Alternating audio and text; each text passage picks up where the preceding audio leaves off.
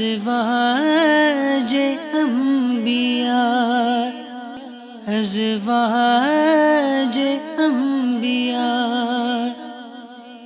الحمد للہ رب العالمین والصلاة والسلام علی خاتم النبیین اما بعد فاعوذ باللہ من الشیطان الرجیم بسم اللہ الرحمن الرحیم الصلاة والسلام علیک یا رسول اللہ وعلی آلک و اصحابک یا حبیب اللہ الصلاة والسلام علیک یا نبی اللہ وعلی آلک و اصحابک یا نور اللہ۔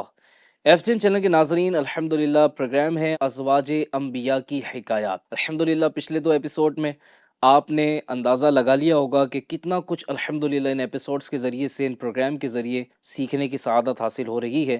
الحمدللہ لاسٹ ایپیسوڈ میں ہم نے حضرت آدم علیہ السلام اور حضرت حوا رحمۃ اللہ علیہا سے متعلق بہت کچھ سننے، سمجھنے، سیکھنے کی سعادت حاصل کی۔ ان کی تخلیق کیسے ہوئی، پھر یہ آگے کے جو بھی معاملات ہوئے، وہ ساری چیزیں الحمدللہ بیان ہوئی۔ اور آج کے ایپیسوڈ میں ہم انشاءاللہ الکریم حضرت آدم علیہ السلام زمین پر آپ کو کس جگہ پر اتارا گیا، آپ کی توبہ کیسے قبول ہوئی، پھر حضرت آدم علیہ السلام اور حضرت حوا رحمۃ اللہ علیہا کی ملاقات کب ہوئی، کہاں ہوئی، کیسے ہوئی، اور اس کے بعد کے معاملات بھی انشاءاللہ بیان کیے جائیں گے۔ آپ سے گزارش ہے ایپیسوڈ مکمل دیکھیے گا، انشاءاللہ بہت معلومات حاصل ہوگی۔ اگر آپ ہمیں یوٹیوب چینل پر دیکھ رہے ہیں، ہو سکے تو ہاتھوں ہاتھ اس کو شیئر بھی کر دیجئے۔ اگر آپ ہمارے چینل پہ فرسٹ ٹائم آئے ہیں، یوٹیوب چینل کو سبسکرائب بھی کر لیجئے۔ انشاءاللہ عز و جل آپ کو اس طرح کی چیزیں ملتی رہیں گی۔ پیارے نبی محمد عربی صلی اللہ علیہ وآلہ وسلم کا فرمان ہے، انما الاعمال بالنیات، اعمال کا دار و مدار نیتوں پر ہے۔ تو آئیے کچھ اچھی نیتیں کرتے ہیں، اللہ رسول کی رضا پانے، ثواب کمانے کے لیے اس پروگرام کو مکمل دیکھیں گے۔ جو کچھ سیکھنے کی سعادت ملے گی اس پر عمل بھی کریں گے اور دوسروں تک پہنچانے کی بھی کوشش کریں گے۔ اللہ پاک کے پیارے پیارے آخری نبی صلی اللہ علیہ وسلم کا فرمان علی شان ہے، جو شخص مجھ پر جمعہ کے دن 200 بار درود پڑھے، اس کے 200 سال کے گناہ معاف ہوں گے۔ صلو علی الحبیب صلی اللہ تعالی علی محمد صلی اللہ علیہ وآلہ وسلم۔ ناظرین اکرام، حضرت آدم علیہ السلام کو سری لنکا میں نود نامی پہاڑ پر اور حضرت حوا رحمۃ اللہ علیہا کو جدہ میں اتارا گیا۔ کہا گیا ہے کہ حضرت آدم علیہ السلام نے زمین پر آنے کے بعد 300 برس تک حیا کی وجہ سے آسمان کی طرف سر نہ اٹھایا۔ حضرت ابن عباس رضی اللہ تعالی عنہما فرماتے ہیں کہ جنتی نعمتوں کے فوت ہونے پر حضرت آدم علیہ السلام اور حضرت حوا رحمۃ اللہ علیہا 200 برس تک روتے رہے، 200 سال تک روتے رہے، اور 40 روز تک انہوں نے کچھ بھی نہ کھایا پیا۔ اللہ اللہ اللہ اللہ، اللہ پاک ان کے صدقے ہمیں بھی رونے والی آنکھیں عطا فرمائے، فکر معاش میں نہیں، اولاد کے غم میں نہیں، منصب، دولت، عزت، شہرت کے لیے نہیں، ان چیزوں کے لیے تو نادان لوگ روتے ہیں۔ اے کاش اللہ کی محبت میں روئیں، خوف خدا سے روئیں، آخرت کی فکر کر کے روئیں، ایمان کے سلب ہو جانے کے خوف سے روئیں، کاش نزع کی سختیاں یاد کر کے روئیں، قبر کے اندھیرے کو یاد کر کے روئیں، قیامت میں ہمارا کیا بنے گا، 50,000 سال کا دن ہوگا، وہ کیسے گزرے گا، نامہ اعمال دائیں ہاتھ میں ملے گا یا بائیں ہاتھ میں ملے گا، نیکیوں کا پلڑا بھاری ہوگا یا گناہوں کا پلڑا بھاری ہوگا، میں پل صراط سے گزرنے میں کامیاب ہو جاؤں گا یا نہیں، جنت میں داخلہ ہوگا یا جہنم ٹھکانہ ہوگا، ہم نہیں جانتے۔ اے کاش ان چیزوں کو یاد کر کے اپنے گناہوں پر ندامت کے آنسو بہانا نصیب ہو جائے۔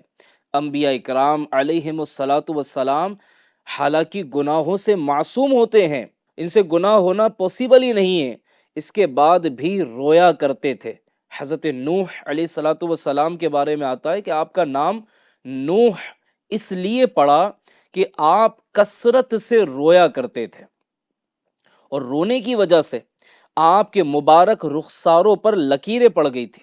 حضرت داؤد علیہ الصلاۃ والسلام 40 دن تک سجدے میں روتے رہے، اور جب سجدے سے سر اٹھایا تو آپ کے آنسوؤں کی وجہ سے وہاں گھاس اگ چکی تھی۔ جی ہاں، اتنا کثرت سے آپ خوف خدا کے سبب رویا کرتے تھے۔ اللہ ہمیں بھی رونے والی آنکھیں عطا فرمائے۔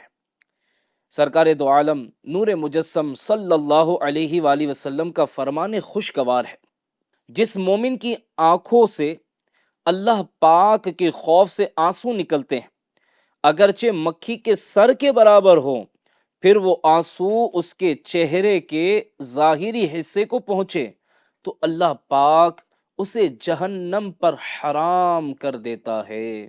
غم روزگار میں تو میرے اشک بے رہے ہیں، تیرا غم اگر رلاتا تو کچھ اور بات ہوتی۔ اور امیر علیہ سنت لکھتے ہیں، تیرے خوف سے، تیرے ڈر سے ہمیشہ، تیرے خوف سے، تیرے ڈر سے ہمیشہ، میں تھر تھر رہوں کانپتا یا الہی، میں تھر تھر رہوں کانپتا یا الہی۔ آمین بجاہ خاتم النبیین صلی اللہ علیہ وسلم۔ ناظرین اکرام، زمین پر تشریف لانے کے بعد ایک عرصے تک یہ حضرات اپنی لغزش کی معافی مانگتے رہے۔ پھر اللہ پاک نے حضرت سیدنا آدم علیہ السلام کو چند کلمات سکھائے۔ جب ان کلمات کے ساتھ انہوں نے توبہ اور معافی کی درخواست کی تو آپ کی توبہ قبول ہوئی۔ چنانچہ قرآن مجید فرقان حمید میں اللہ تبارک و تعالیٰ فرماتا ہے، فَتَلَقَّى آدَمُ مِن رَبِّهِ كَلِمَاتٍ فَتَابَ عَلَيْهِ۔ ترجمہ کنز ایمان، پھر سیکھ لیے آدم نے اپنے رب سے کچھ کلیمے تو اللہ نے اس کی توبہ قبول کی۔ اس آیت کے تحت تفسیر سراۃ الجنان میں کہ آدم علیہ السلام نے اپنی دعا میں یہ کلمات عرض کیے۔ کیا کلمات عرض کیے تھے؟ سبحان اللہ۔ اللہ پاک ہمیں بھی توفیق عطا کرے کہ جب بھی ہم رب کی بارگاہ میں دعا مانگیں تو ان الفاظ کے ساتھ دعا مانگے، اللہ کرے گا تو ہماری توبہ بھی قبول ہوگی، ہم پر بھی خاص کرم ہوگا۔ وہ کلمات کیا تھے؟ ربنا ظلمنا انفسنا وان لم تغفر لنا وترحمنا لنکونن من الخاسرین۔ اللہ تبارک و تعالیٰ کی بارگاہ میں عرض کرتے ہیں، جس کا ترجمہ ہے، اے رب ہمارے، ہم نے اپنا آپ برا کیا، تو اگر ہمیں نہ بخشے اور ہم پر رحم نہ کرے تو ہم ضرور نقصان والوں میں ہوئے۔ اور اس کے ساتھ یہ روایت بھی ہے کہ امیر المومنین خلیفۃ المسلمین، مسلمانوں کے دوسرے خلیفہ فاروق اعظم رضی اللہ عنہ سے مروی ہے، نبی اکرم نور مجسم صلی اللہ علیہ وآلہ وسلم نے ارشاد فرمایا، جب آدم علیہ السلام سے اجتہادی خطا ہوئی تو عرصہ دراز تک حیران و پریشان رہنے کے بعد انہوں نے بارگاہ الہی میں عرض کی، اے میرے رب، مجھے محمد صلی اللہ علیہ وسلم کے صدقے میں معاف فرما دے۔ اللہ پاک نے ارشاد فرمایا، اے آدم، تم نے محمد صلی اللہ علیہ وسلم کو کیسے پہچانا، حالانکہ میں نے اسے ابھی پیدا نہیں کیا؟ آدم علیہ السلام نے عرض کی، اے اللہ پاک، جب تو نے مجھے پیدا کر کے میرے اندر روح ڈالی اور میں نے اپنے سر کو اٹھایا تو میں نے عرش کے پایوں پر لا الہ الا اللہ محمد رسول اللہ لکھا ہوا دیکھا، تو میں نے جان لیا کہ تو نے اپنے نام کے ساتھ اس کا نام ملایا ہے جو تجھے تمام مخلوق میں سب سے زیادہ محبوب ہے۔ اللہ پاک نے فرمایا، اے آدم، تو نے سچ کہا، بے شک وہ تمام مخلوق میں میری بارگاہ میں سب سے زیادہ محبوب ہے، تم اس کے وسیلے سے مجھ سے دعا کرو، میں تمہیں معاف کر دوں گا، اور اگر محمد صلی اللہ علیہ وسلم نہ ہوتے تو میں تمہیں پیدا نہ کرتا۔ اس مضمون کو حضرت علامہ فضل رسول بدایونی رحمۃ اللہ علیہ لکھتے ہیں اشعار کی صورت میں، بہقی، طبرانی اور حاکم نے کی یہ روایت حضرت فاروق کی، جب کہ آدم سے ہوئی سرزد خطا، مانگی آدم نے خدا سے یہ دعا، واسطے حق محمد کے مجھے، اے خدا میری خطا تو بخش دے۔ بس وہی آیا یہ حکم ذوالجلال، جب کیا حق کے محمد سے سوال، میں نے اے آدم جبھی بخشا تجھے، واسطہ اچھا بہم پہنچا تجھے۔ صلو علی الحبیب صلی اللہ علی محمد صلی اللہ علیہ وآلہ وسلم۔ سبحان اللہ، نام محمد کی کیا برکتیں ہیں۔ نام محمد کے صدقے میں بگڑے کام بن جاتے ہیں، حضور کے وسیلے سے، حضور کے نام کے وسیلے سے بگڑے کام بن جاتے ہیں، مشکلیں آسان ہو جاتی ہیں، حضور کے وسیلے سے مانگنے والا نامراد نہیں ہوتا۔ سبحان اللہ، اللہ پاک ہمیں بھی توفیق دے کہ ہم بھی پیارے آقا علیہ الصلوۃ والسلام کے وسیلے سے مانگنے والے بنیں۔ ناظرین اکرام، زمین پر تشریف لانے کے بعد 9 ذوالحجۃ الحرام کو عرفات کے میدان میں آدم علیہ الصلوۃ والسلام اور حضرت حوا کی ملاقات ہوئی۔ وہ کیسا وقت ہوگا، وہ کیسا منظر ہوگا کہ عرصہ دراز کے بعد دونوں کی ملاقات ہوئی۔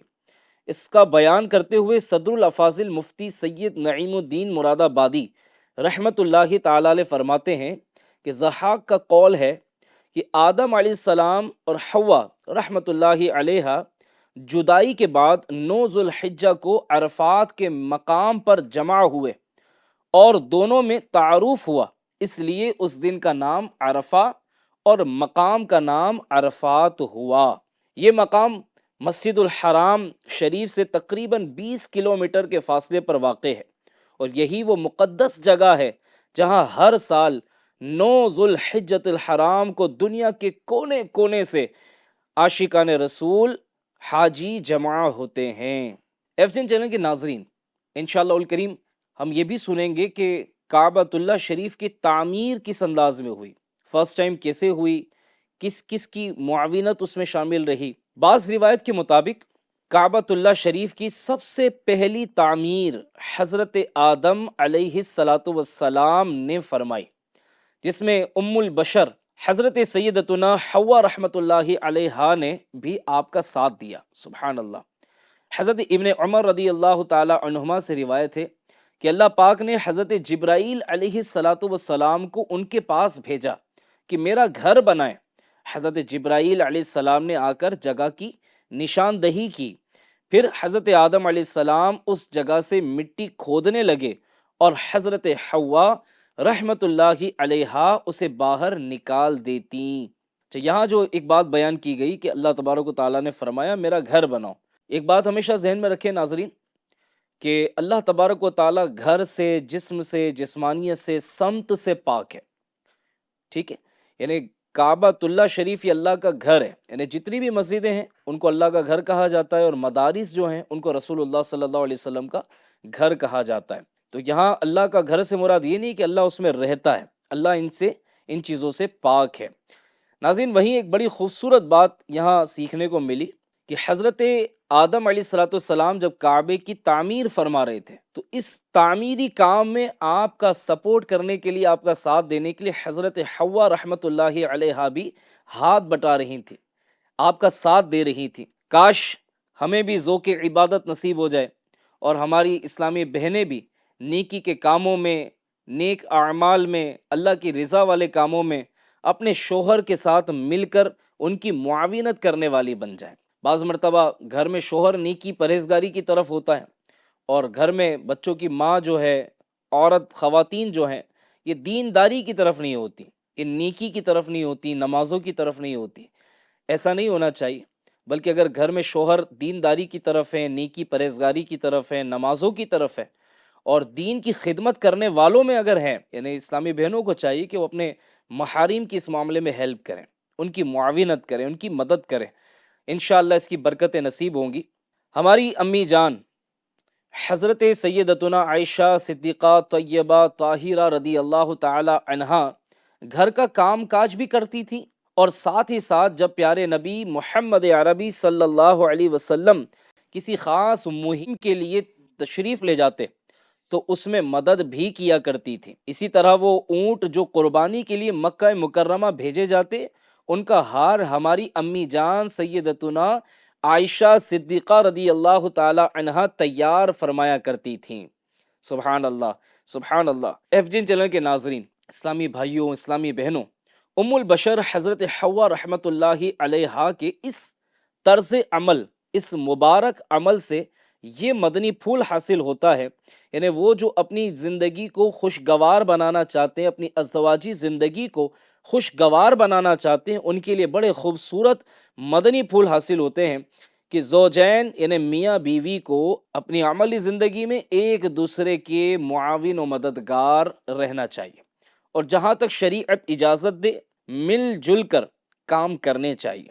اس سے دل میں ایک دوسرے کی قدر بڑھتی ہے، ایک دوسرے کی محبت بڑھتی ہے، اور زندگی میں خوشیاں آتی ہیں۔ اسلامی بھائیوں کو بھی اپنے اہل خانہ کی مدد کرنے اور گھر کے کام کاج میں ہاتھ بٹانے میں شرم محسوس نہیں کرنی چاہیے۔ یہاں ہمارے ویورز میں، ہمیں دیکھنے سننے والے عاشقان رسول میں ظاہر ہے کہ اسلامی بھائی بھی ہوں گے، مرد حضرات بھی مجھے سن رہے ہوں گے، ان سے بھی ریکویسٹ ہے کہ اپنے گھر کے کام میں اپنے گھر کی خواتین کا ہاتھ بٹانا چاہیے۔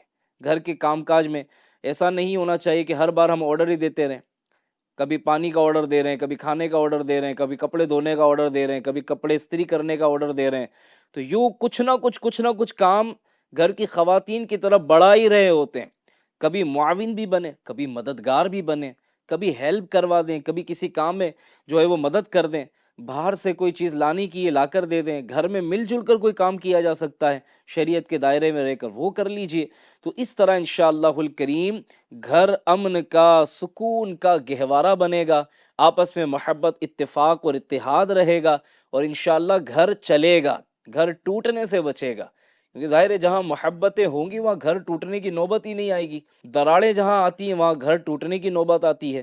تو بہرحال ناظرین، اس پورے مضمون میں، اس پوری گفتگو میں گھر کو امن، سکون کا، خوشیوں کا گہوارہ بنانے سے متعلق بڑی اہم باتیں بیان کر دی گئیں۔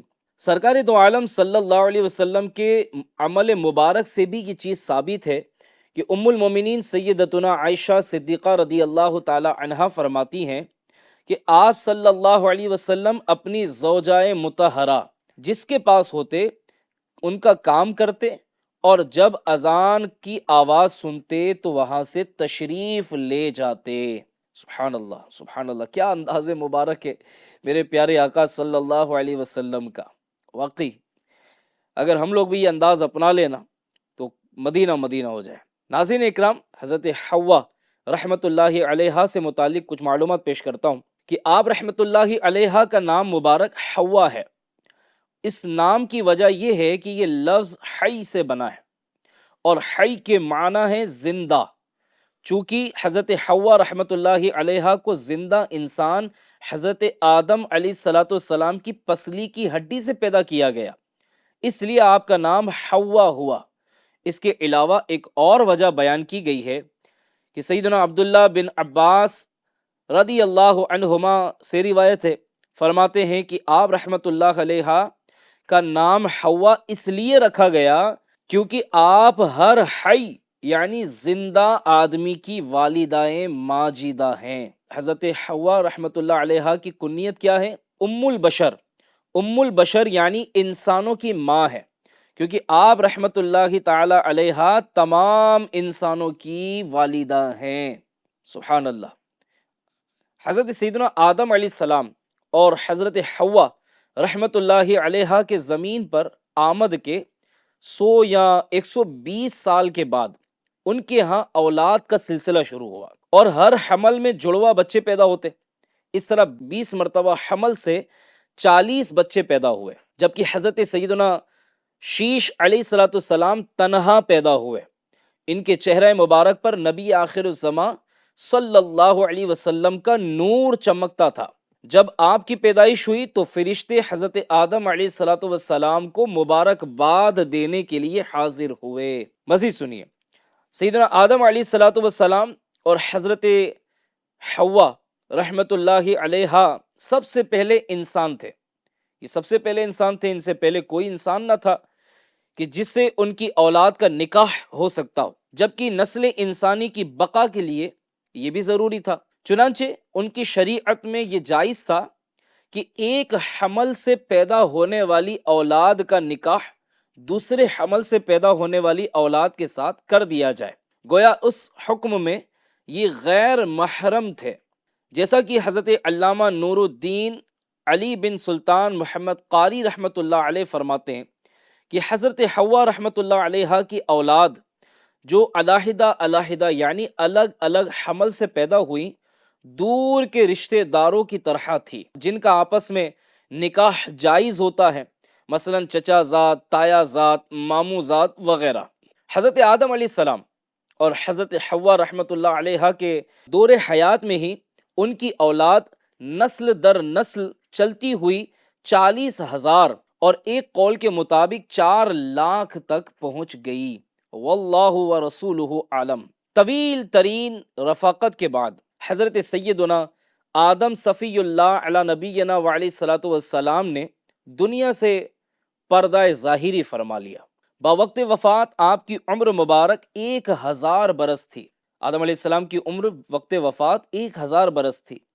فرشتوں نے آپ علیہ الصلوۃ والسلام کو غسل دیا، خوشبو لگائی، کفن پہنایا، آپ علیہ السلام کی نماز جنازہ پڑھائی، قبر بنائی اور پھر تدفین بھی کی۔ بعد میں آپ علیہ الصلوۃ والسلام کی اولاد سے فرمایا، یا بنی آدم ہذہ سنتکم فی موتاکم فقداکم ففعلوا، اے اولاد آدم، فوت شدگان کی تجہیز و تکفین کے سلسلے میں یہ تمہارا طریقہ ہے، اسی طرح کیا کرو۔ حضرت سیدنا آدم علیہ الصلوۃ والسلام کے وصال ظاہری کے کچھ عرصے کے بعد حضرت سیدتنا حوا رحمت اللہ علیہا کا بھی انتقال ہو گیا۔ ناظرین اکرام، یہاں تجہیز و تکفین کا ذکر کیا گیا کہ فرشتوں نے حضرت آدم علیہ الصلوۃ والسلام کی تجہیز و تکفین کرنے کے بعد اعلان کیا کہ تمہارا اسی انداز میں تجہیز و تکفین کا طریقہ رہے گا۔ یہاں ایک بات عرض کرتا چلوں، الحمدللہ دعوت اسلامی انڈیا کے 50 سے زیادہ ڈپارٹمنٹس ہیں، ان میں ایک ڈپارٹمنٹ، ایک شعبہ مجلس تجہیز و تکفین ہے۔ جی ہاں، کفن دفن کا ایک شعبہ دعوت اسلامی کا ہے، اور اس دعوت اسلامی انڈیا کے شعبے کے تحت الحمدللہ فی سبیل اللہ میت کو غسل دیا جاتا ہے، نماز جنازہ، کفن دفن کے معاملات کیے جاتے ہیں۔ اور یہی نہیں بلکہ الحمدللہ مختلف علاقوں میں، مختلف ایریاز میں، گاؤں دیہاتوں میں، شہروں میں جا کر اس ڈپارٹمنٹ کے ذمہ داران الحمدللہ عاشقان رسول کو جمع کر کے تجہیز و تکفین کا طریقہ بھی سکھاتے ہیں۔ کفن کاٹنے کا، کفن بازار میں میسر نہ ہو، نہیں مل سکے تو گھر میں کورا کپڑا لا کر جو ہے وہ کپڑا ہم پہنتے ہیں، وہ کپڑا خرید کر لا کر کس انداز میں ہم کفن بنا سکتے ہیں، اسے کاٹنے کا طریقہ کیا ہے، پہنانے کا طریقہ کیا ہے، غسل میت کا طریقہ کیا ہے، قبر میں کیسے اتارنا ہے، مٹی کیسے دینا ہے، پھر جناب قبر کے سرانے کھڑے ہو کر کیا ایصال ثواب کرنا ہے، کس طرح پڑھنا ہے، دعا وغیرہ کیسے کرنی ہے، پھر اس کے بعد ماشاءاللہ یہ شعبے والے جو ہیں ان کی ایصال ثواب کا بھی اہتمام کرتے ہیں۔ سبحان اللہ، تو یہ بڑا پیارا ڈپارٹمنٹ ہے۔ قربان جاؤں امیر علیہ سنت کے فیضان کے کہ کس انداز میں امت کو فائدہ پہنچ رہا ہے، فیض پہنچ رہا ہے۔ اسپیشلی لاک ڈاؤن جب گزرا، جن دنوں کورونا پیریڈ تھا، کورونا کے معاملات تھے اور لوگ اس کی وجہ سے پیڑت تھے اور مر رہے تھے، انتقال کر رہے تھے، اس وقت میں اپنے قریبی رشتہ دار کو بھی اگر اس طرح کا کوئی معاملہ ہو جاتا تو اسے ہاتھ لگانے کے لیے لوگ تیار نہیں تھے۔ آپ کی دعوت اسلامی انڈیا کے اسی ڈپارٹمنٹ نے الحمدللہ گھر گھر جا کر جہاں اس طرح کے معاملات ہوئے وہاں جا کر انہیں غسل دینے کی ترکیب، جو بھی SOPs تھے اس کا خیال کرتے ہوئے تجہیز و تکفین کے معاملات کیے، نماز جنازہ پڑھائی۔ تو سبحان اللہ، یہ دعوت اسلامی ہے کہ جس کے ذریعے سے امت کو فیض مل رہا ہے۔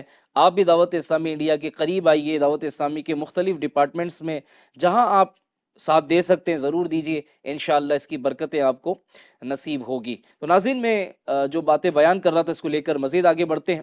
ام البشر حضرت سیدتنا حوا رحمت اللہ علیہا کے مزار شریف کے بارے میں ایک قول یہ ملتا ہے کہ آپ کو حضرت آدم صفی اللہ علی نبینا وعلیہ الصلوۃ والسلام کے پاس جبل ابو قبیس کے اندر جو ہے وہ اسی غار میں دفن کیا گیا۔ علامہ حافظ تقی الدین محمد بن احمد مکی رحمۃ اللہ علیہ فرماتے ہیں کہ اب کسی کو اس غار کا علم نہیں۔ ایف جی این چینل کے ناظرین، آپ نے تمام انسانوں کی والدہ ماجدہ خاتون اول حضرت سیدتنا حوا رحمۃ اللہ علیہا کی مبارک زندگی کے چند پہلوؤں کو ملاحظہ فرمایا۔ یاد رکھیے، سیرت بیان کرنے کا ایک مقصد یہ ہوتا ہے کہ لوگ ان نیک بندوں کی سیرت کے بارے میں جان کر اپنے عقائد و اعمال کی اصلاح کریں اور اپنی زندگی گزارنے کے انداز کو ان کی سیرت کے مطابق ڈھال کر دنیا و آخرت میں کامیابی و کامرانی حاصل کرنے کی کوشش کریں۔ ام البشر حضرت سیدتنا حوا رحمۃ اللہ علیہا کے بیان کیے گئے واقعات سے بھی عقائد و اعمال کی اصلاح کے بہت سے مدنی پھول ملتے ہیں۔ میں آپ کی خدمت میں انشاءاللہ کچھ بیان کرنے کی کوشش کرتا ہوں۔ ناظرین دیکھیں، اللہ پاک قادر مطلق ہے، وہ ہر شے پر قادر ہے۔ اسے اپنی قدرت کے اظہار کے لیے کسی سبب اور علت کی حاجت نہیں ہوتی۔ جیسا کہ اس نے آدم علیہ السلام کو عام عادت کے خلاف مٹی سے اور پھر ان کی مبارک پسلی سے حضرت حوا رحمۃ اللہ علیہا کو پیدا فرمایا، یہ اس کی قدرت کے کرشمے ہے۔ وہ جو چاہے جیسا چاہے کرے، اس کی ذات پاک ہے، وہ کسی کا محتاج نہیں ہے، وہ ہر عیب سے پاک ہے کہ جب اسباب پائے جاتے ہیں تو ان کے نتائج برآمد ہوتے ہیں، اس سے قدرت الہی کی نفی نہیں ہوتی۔ چنانچہ آنکھ دیکھتی ہے، کان سنتے ہیں، آگ جلاتی ہے تو پانی پیاس بجھاتا ہے۔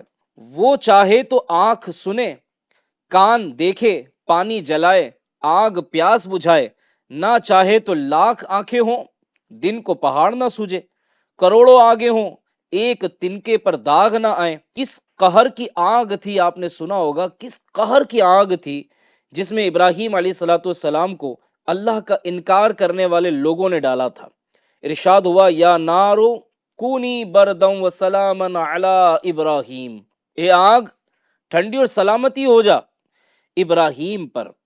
اس ارشاد کو سن کر روئے زمین پر جتنی آگیں تھی نا ناظرین، وہ ساری کی ساری ٹھنڈی ہوگی کہ شاید مجھے سے فرمایا جاتا ہو۔ اور یہ تو ایسی ٹھنڈی ہوئی کہ علماء فرماتے ہیں کہ اگر اس کے ساتھ وہ سلامن کا لفظ نہ فرما دیا جاتا کہ ابراہیم پر ٹھنڈی اور سلامتی ہو جا، تو اتنی ٹھنڈی ہو جاتی کہ اس کی ٹھنڈک ایذا دیتی، اتنی ٹھنڈی ہو جاتی کہ آپ کو اب ٹھنڈک سے، آگ سے نہیں، ٹھنڈک سے تکلیف ہونے لگتی۔ تو معلوم ہوا کہ انسان کے آباء و اجداد پہلے کسی اور صورت میں نہ تھے، بعد میں ترقی کرتے کرتے انسان بنے۔ جیسا کہ بعض مغربی مفکرین کا نظریہ یہ ہے، بلکہ ان کے جد اعلیٰ حضرت سیدنا آدم صفی اللہ علیہ السلام اور آپ کی زوجہ حضرت سیدتنا حوا رحمۃ اللہ علیہا ہیں۔ یہ سب سے پہلے انسان ہیں اور تمام انسان انہی کی اولاد ہیں۔ چنانچہ سرور کائنات فخر موجودات صلی اللہ علیہ وآلہ وسلم ارشاد فرماتے ہیں، سب لوگ حضرت آدم علیہ السلام کی اولاد ہیں اور حضرت آدم علیہ السلام مٹی سے پیدا کیے گئے۔ نیز صدر الشریعہ علامہ مفتی محمد امجد علی اعظمی رحمۃ اللہ تعالی علیہ فرماتے ہیں کہ حضرت آدم علیہ السلام سے پہلے انسان کا وجود نہ تھا، بلکہ سب انسان انہی کی اولاد ہیں۔ اسی وجہ سے انسان کو آدمی کہتے ہیں، یعنی اولاد آدم، اور حضرت آدم علیہ السلام کو ابو البشر کہتے ہیں، سب انسانوں کے باپ ہیں۔ ایک اور پوائنٹ سنیے، اس سے پتہ چلا کہ آدم علیہ السلام اور حضرت حوا رحمۃ اللہ علیہا جنتی ممنوع درخت سے کھانے میں کسی گناہ کے مرتکب نہیں ہوئے، کیونکہ اس کھانے میں ان کا اللہ پاک کے حکم کی نافرمانی کرنے کا کوئی ارادہ نہ تھا۔ جیسا کہ آدم علیہ السلام سے متعلق قرآن کریم میں اللہ پاک نے فرمایا، فَنَسِيَ وَلَمْ نَجِدْ لَهُ عَزْمًا، تو وہ بھول گیا، ہم نے اس کا قصد نہ پایا۔ یہ بھی معلوم ہوا کہ آدم علیہ السلام کا زمین پر تشریف لانا عذاب نہ تھا، کیونکہ آپ علیہ السلام زمین میں اللہ پاک کے خلیفہ تھے اور یہ پہلے سے ڈیسائیڈڈ تھا۔ یہاں آپ کا تشریف لانا اپنے دار خلافت میں تشریف لانا تھا۔ چنانچہ اس کا بیان کرتے ہوئے حکیم الامت مفتی احمد یار خان نعیمی فرماتے ہیں اگر آدم علیہ السلام کا زمین پر آنا عذاب ہوتا تو یہاں انہیں خلیفہ نہ بنایا جاتا، ان کے سر پر تاج نبوت نہ رکھا جاتا، ان کی اولاد میں انبیاء اولیاء خصوصاً سید الانبیاء صلی اللہ علیہ وسلم پیدا نہ فرمائے جاتے۔ ملزم کو معافی دے کر قید سے نکالتے ہیں، شاہی محل میں لا کر پھر اس پر انعامات کی بارش کرتے ہیں، نہ کہ جیل کھانے میں ہی رکھ کر۔ حقیقت یہ ہے کہ بڑوں کی ظاہری خطا چھوٹوں کے لیے عطا ہوتی ہے، بڑوں کی ظاہری خطا چھوٹوں کے لیے عطا ہوتی ہے۔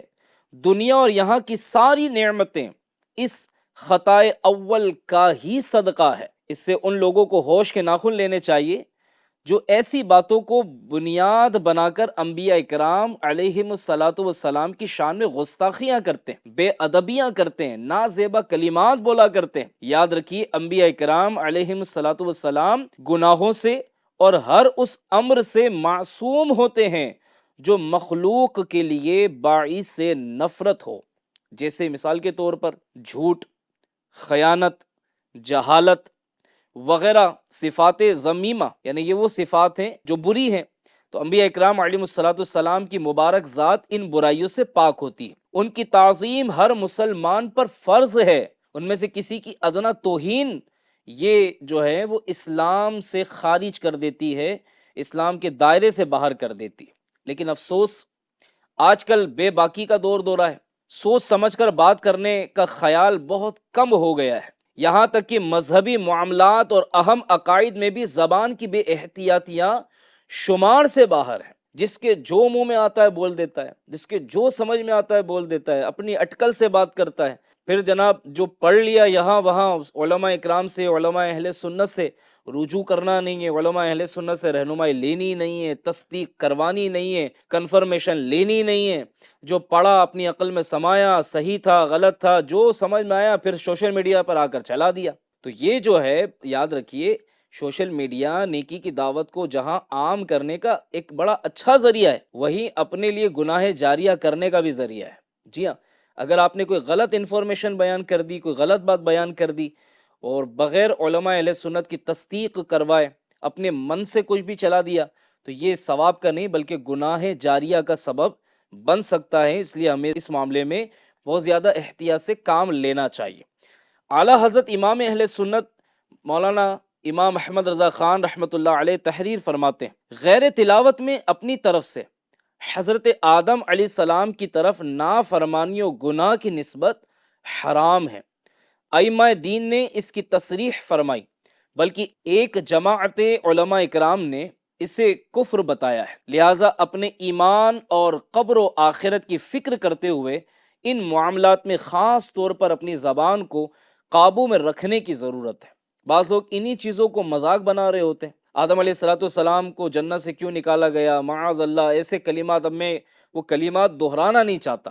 حضرت سیدنا آدم علیہ السلام اور حضرت حوا رحمۃ اللہ علیہا نے اپنی خطا و لغزش پر جس طرح عاجزی اور انکساری کا اظہار فرمایا اور اللہ پاک سے معافی کا سوال کیا، اس سے ناظرین معلوم ہوا کہ خطا قصور کو اپنی طرف نسبت کرنا اور نیکی و خوبی کو اللہ پاک کی طرف نسبت کرنا یہ سنت پیغمبری ہے۔ نیز اس میں ہمارے لیے تربیت کا یہ مدنی پھول ہے کہ جب کبھی کوئی گناہ سرزد ہو جائے تو اس پر نادم ہوتے ہوئے فوراً اپنے رب کریم جل وعلا کی بارگاہ میں رجوع لانا چاہیے اور اعتراف جرم کرتے ہوئے انتہائی لجاجت کے ساتھ مغفرت و رحمت کا سوال کرنا چاہیے کہ یہی انبیاء اکرام علیہم الصلاۃ والسلام کی تعلیم و تربیت ہے۔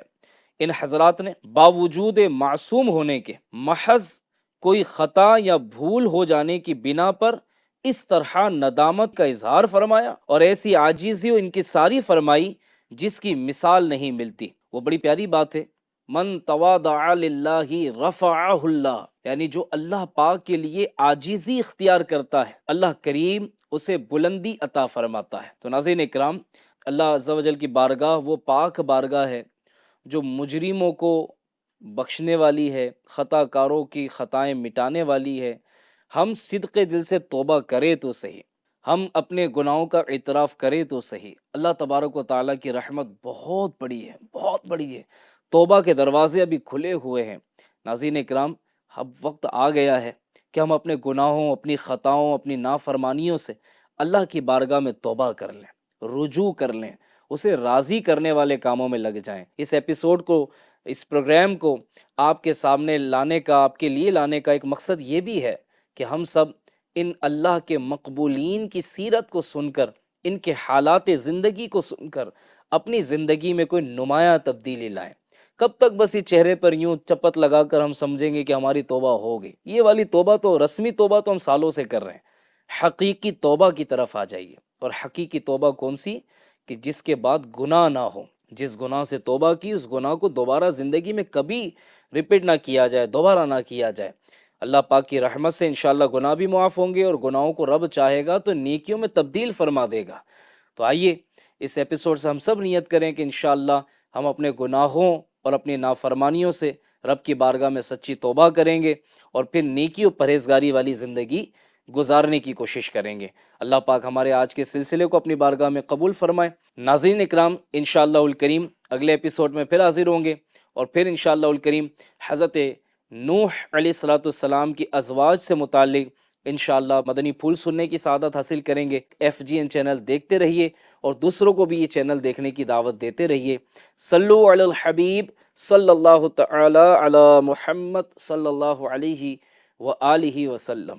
ہے قابل احترام ازواج انبیاء، ازواج انبیاء۔